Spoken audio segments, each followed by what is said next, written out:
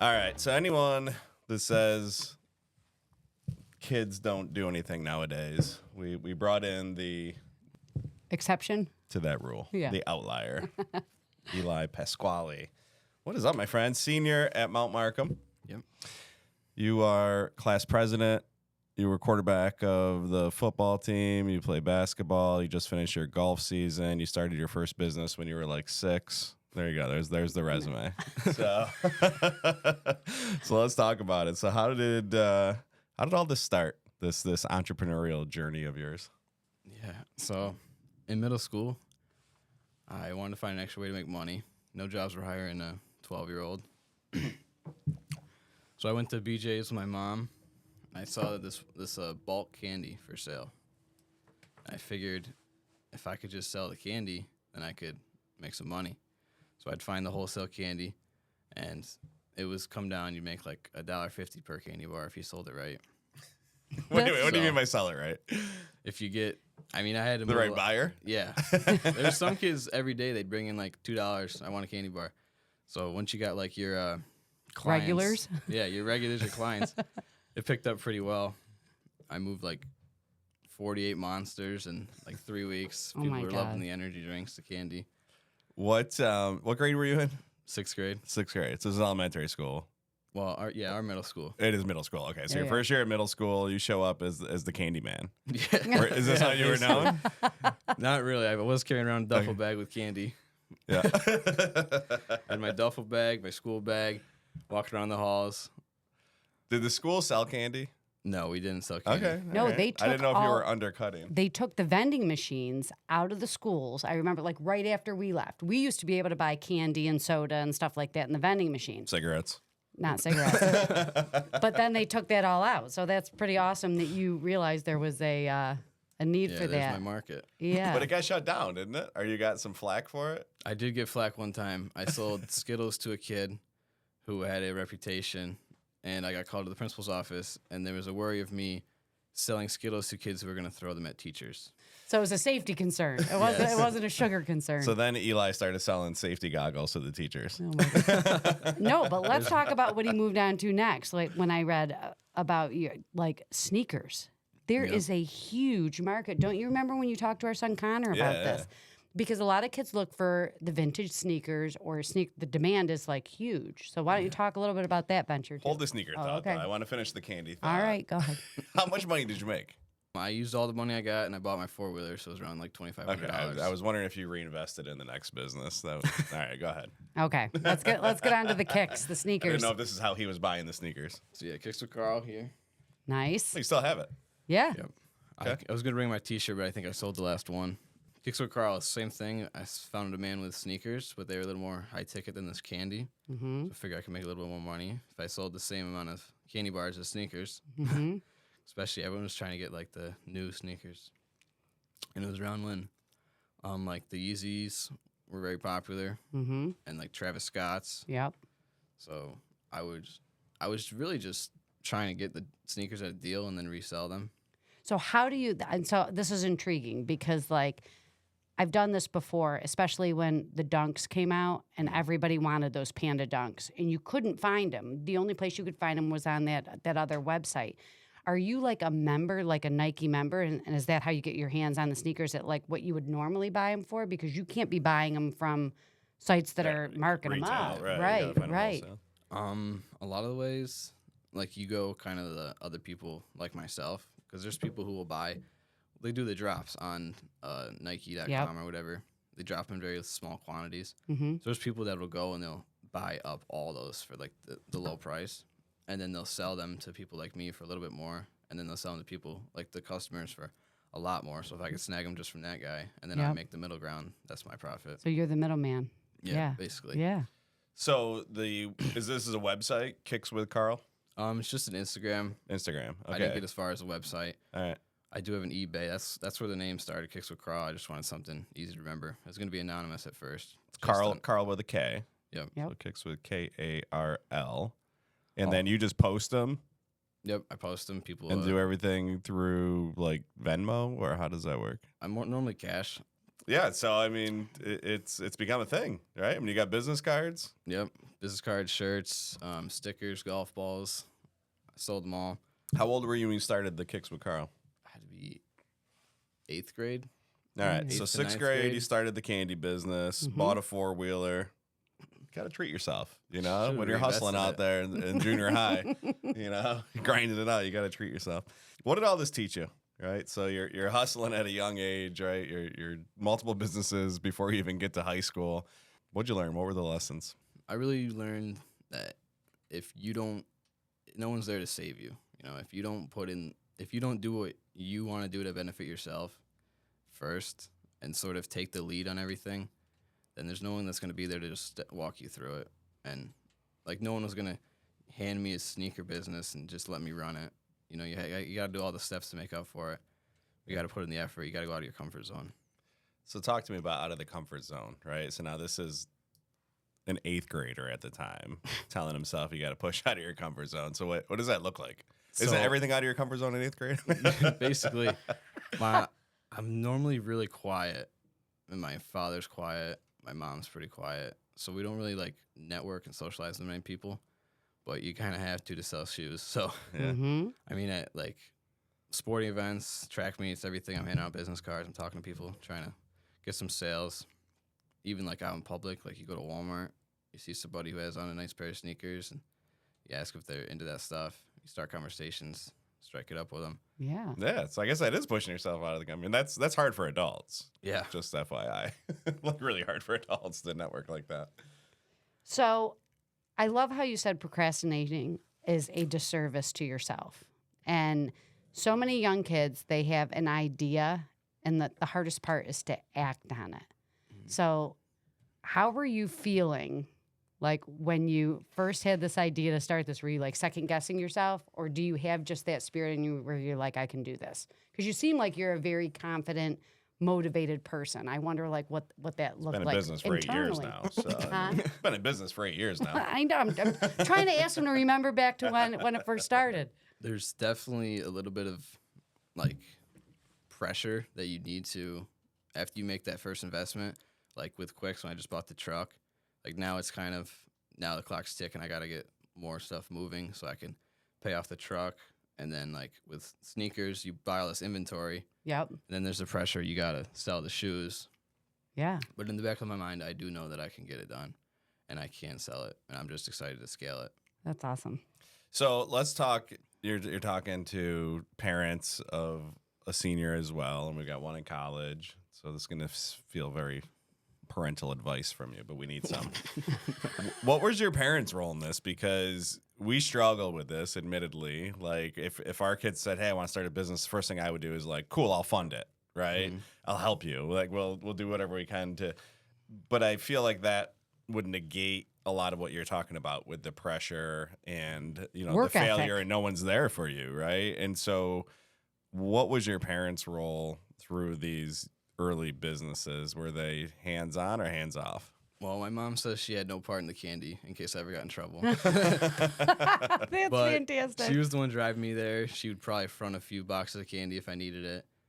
First started Quicks, I was towing with her SUV. In her 2022 SUV, I was taking it to the scrapyard, run over nails and screws. Uh-huh. She's been there to kind of fact check me.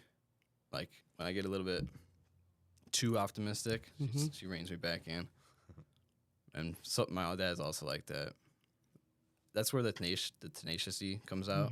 I just want to kind of prove them wrong and go out and get it done, and then come back and say I got it done. Yeah, as a parent, you don't ever tell your kid you can't do something, or it makes them want to do it even more. Like I learned that very early. So let's talk about Quicks. You've mentioned it a couple of times. This is now your latest venture. Yes. So why don't you tell everybody what it's all about?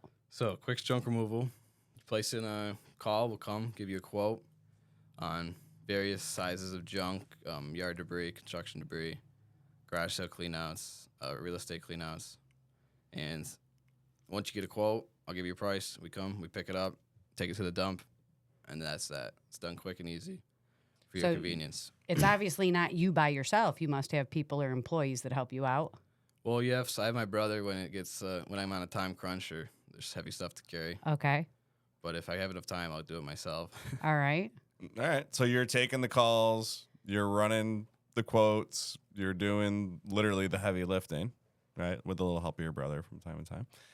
So just one man show, pretty much. Yes, All as right. of right now. So this is it's an in-demand business, for a society that says we have no money, no one can afford anything. Everyone has junk. Right? And no time to take care of it. Yeah, right. And so highly competitive, right? There's a lot of people in this space. What makes you different? Like why Quicks?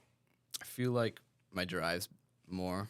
A lot of the other guys are already established, so I'm willing to go out of the way and do the other jobs they don't want to take, or do them quicker, or get them done better. It's really the quality aspect and the personal customer to owner connection. And it's the story. It's the emotional.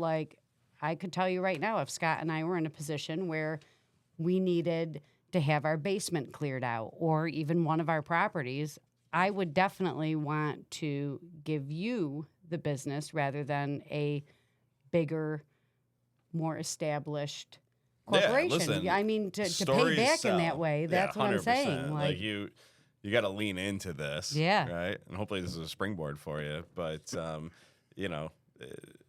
there again, I open with there's this sentiment, and I guess there always has been, because our parents probably went through it too, that kids don't work the way we did, or kids don't, they're and they're so wrong. Right? We see it with our kids' friends, and I mean they're more active than we were in many ways. It's just different. But this whole entrepreneurial journey that you've been on, and the story of where you've taken it, I'd lean into that sells. Work a marketing angle around that. I definitely hate hearing the kids don't work nowadays. Yeah. Yeah. And also, it's because some of the adults that I try to contact, like if I'm reaching out and I got to buy a trailer or something, they'll be like, "Okay, kid." Right, yeah. Put your dad on the phone. So on one hand they knock you, then the other hand you call and try to do business. And they don't They're take you like, seriously. You're too Yeah. young. Yeah. Like, put your dad on the phone, then we can talk. And I'm like, come on. Yeah, I So- gotta go to a different place. Let's talk about school just a little bit. So you're a senior this year. Yes. Plans for next year are I was almost set on going to MVCC. Gonna try to play golf there. And then last night, an electrician apprenticeship opportunity I saw. okay. Came from my friend. So I'm gonna check that out before I definitely commit to either one. Okay. Did you go to the BOCES program, or were you just at? Nope, I did not attend BOCES. I just went with the school. Okay. But I'm down in the ag class every day. I see the need for the electricians in the trades right now, especially with the boom in AI. Yep. It's going to be big. It's going to be huge for you to see that too. And you seem like you're definitely a worker, but I would say like a mover and a shaker, or somebody that has to be ambitious, doing something. Yeah, that definitely. like a desk job or business management, or I don't see you in that role. If you're managing your own business, like I can That's the see goal. that. But so let's talk about sports a little bit too. So quarterback of the football team, Yes. essentially like the team leader, Yes. which makes a lot of sense. And then Yeah, quarterback, 3-year starter. We went to the Dome the past 2 years. Sadly lost to Dodgeville, both of them. They do something different up there. they grow them different up They there. We really always do. said that, yeah. Yeah. So football, it was my favorite sport to start, but I think 2 summers ago we picked up golf. Just me and a group of my friends. We just went to, I think it was Stonegate with our dad's clubs, and now I'm addicted to golf, and I love golf, and I think golf is the best high school sport. Because to be part of a team is huge, and learning how to work with others. But we've always said that, especially with our son Connor, he's a lot of a perfectionist, and he is sometimes his hardest critic when it comes to sports or anything else. That he truly loves golf because it's just him. It really is. It's just all him. about I him. feel like it's the most competitive because when you lose as a team, it's more like, okay, what did our team not do well? Right.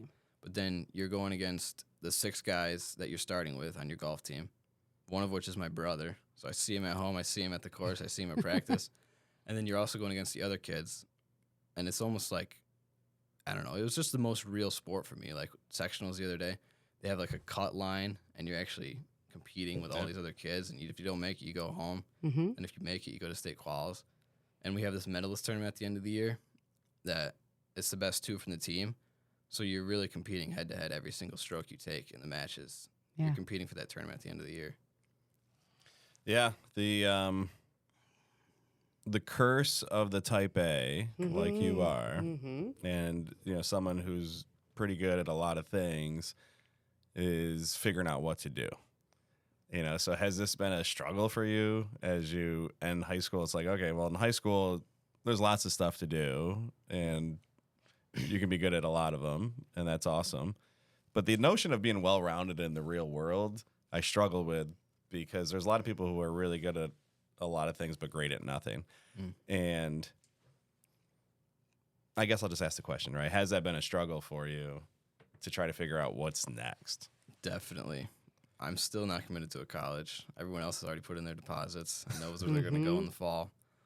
But I haven't really found anything that sticks out to me.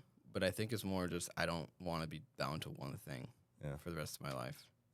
I like to just bounce around. I like to do these are in 2 different aspects. I like to do just everything in different fields. Yeah. I don't know if I want to tie myself to one field. Yeah, me neither.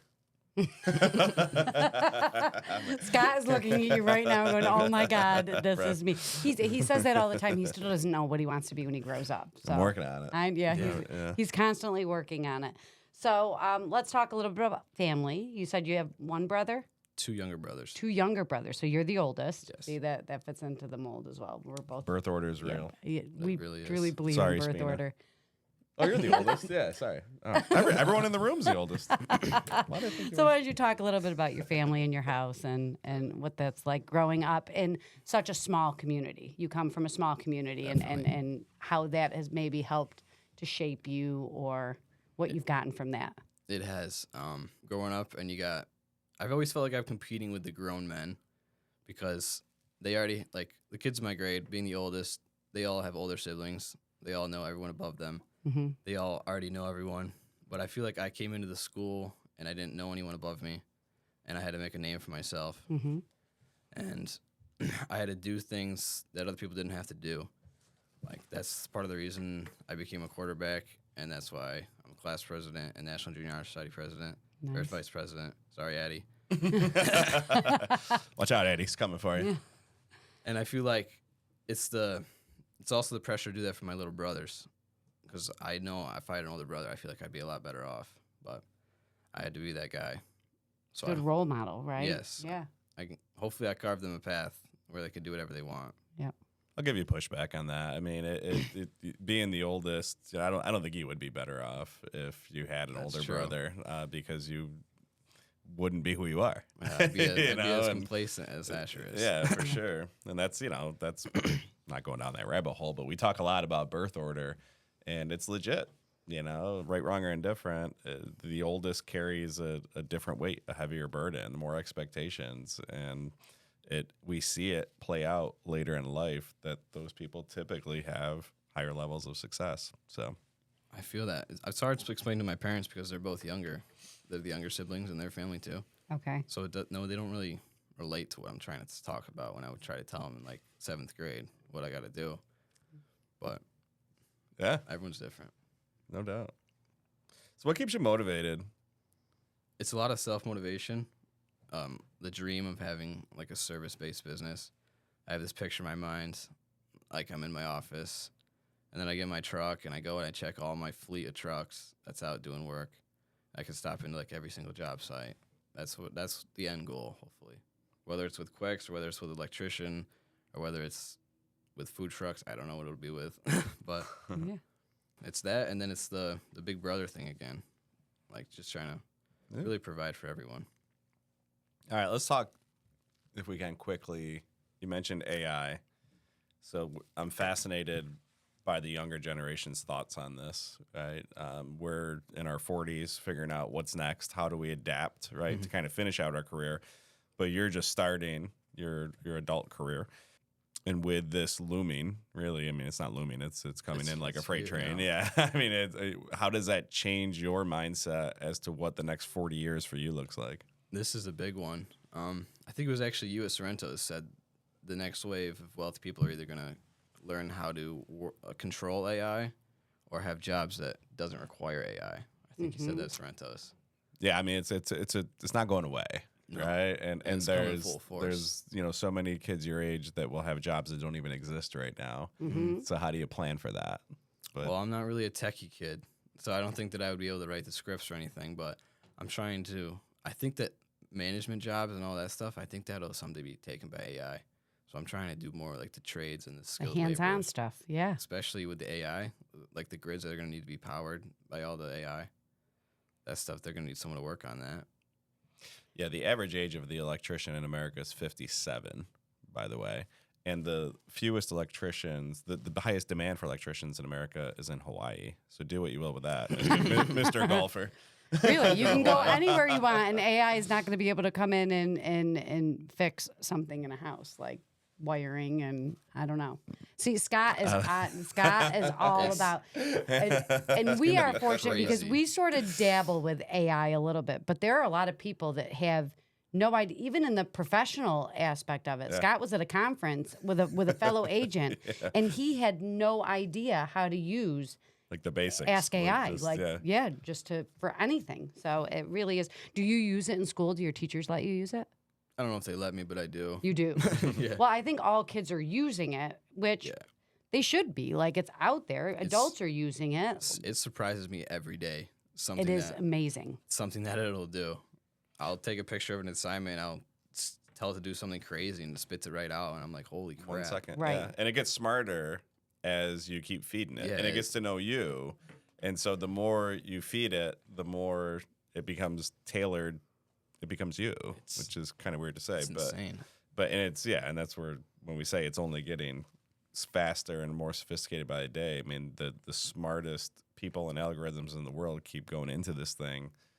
You talk about your message to anyone waiting for the right time, and right time is in quotes. And we talked a little bit earlier about procrastination, but what's your message to people around that? Because this, again, you're wise beyond your years. This is common with adults too. Someday, that's all I heard growing once up. I get this, or once I'm ready for that, or once everyone's down the road. And Tony Robbins once said, the average human lives to about 25. We just wait until they're 80 to bury them.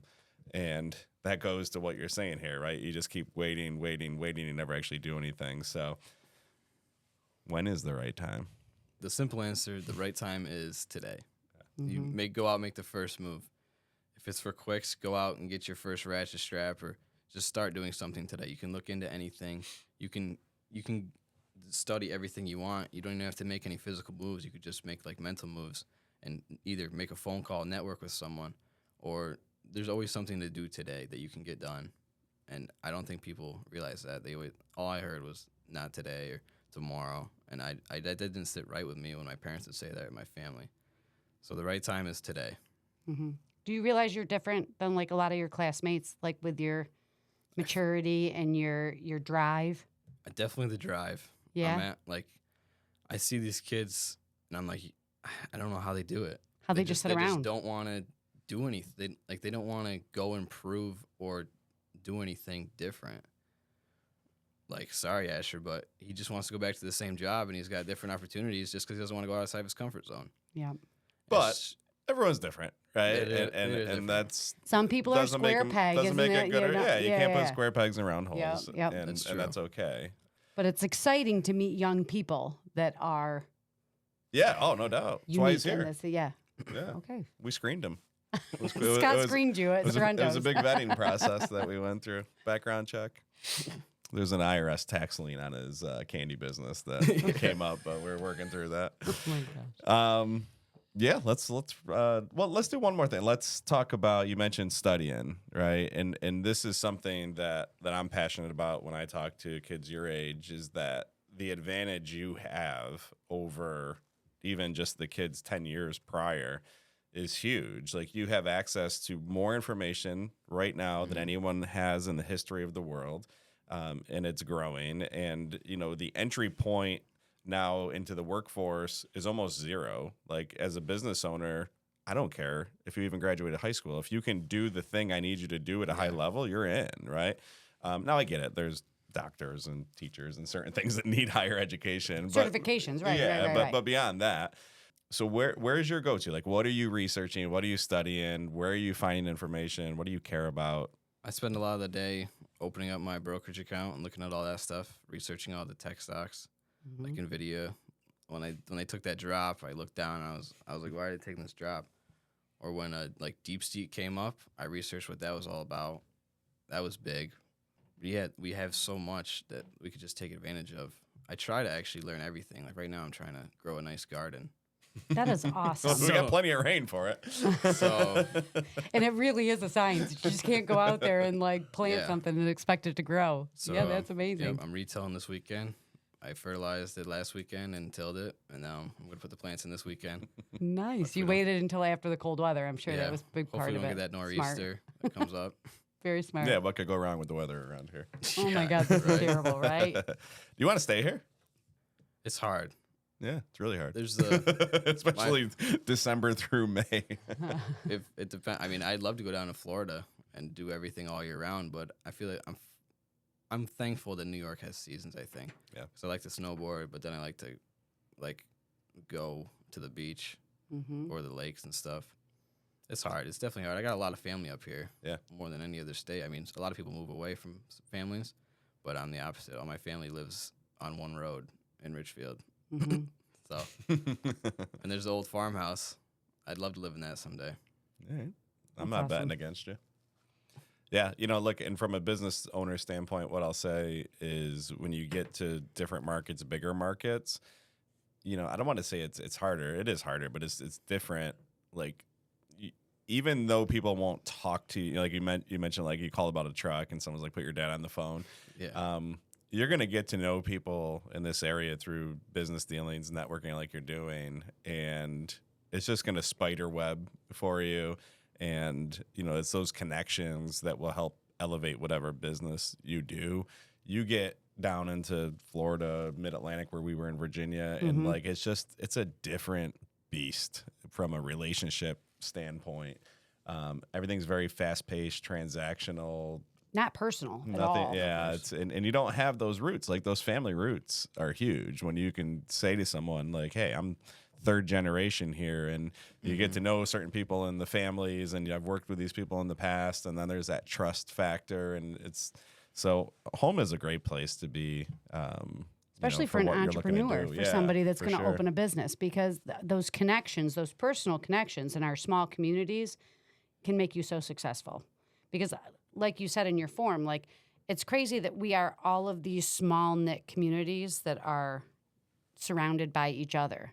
But in a way, it's great because that's what we crave, being from a small community, as somebody else from a small community that Yeah, gets it. word of mouth, you know what I'm saying? Like that will vouch for you. So I go away for a little bit, but I think you'll end up back here. Yeah, come back. Yeah. All right, rapid fire, Eli. This has been fun. Hardest sport: football, golf, or basketball? Golf. Yeah, tell me about it. I'm not that good at basketball though.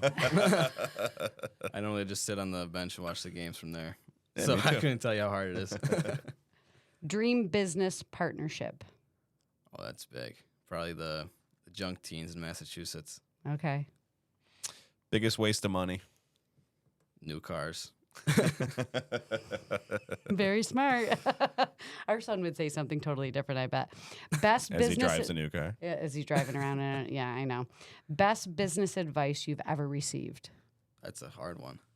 Or just good business. Doesn't have to Yeah. be best. Just something that stuck with you. Probably quality or quantity. Yeah. That's always a Good good one. one to roll Yep. with. It's a great It one. is. One skill you wish you had. Better negotiation. I'm too nice.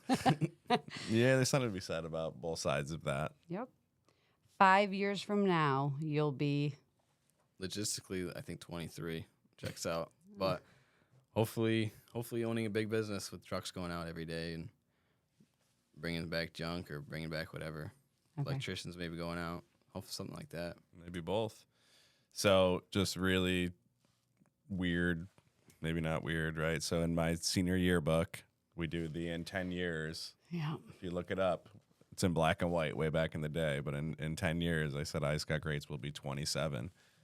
So And that was it. And that was it. And here he is 5 years saying he's going to be 23. Weird. maybe not. Eli Pasquale. Thank you, brother. The business is Quicks. We didn't give the phone number. Let's do that. So 315-922-4570. Social media. Just this right now. Okay. I haven't started Instagram or Facebook yet. All right. So 315-922-4570 for your junk removal services. Kicks with Karl with a K is the Instagram if you need some kicks. Who's Karl? Me. I did it anonymously. Oh, okay. It's your alter. This kid's been around, man. He's got all he checks in the hotels is around Mexico. Man of mystery. He's got his tech stocks. I like the alliteration of Karl better than Elijah. I think it flows better. Yeah, it certainly does. You nailed that one. Good talking to you, Eli. Thank you.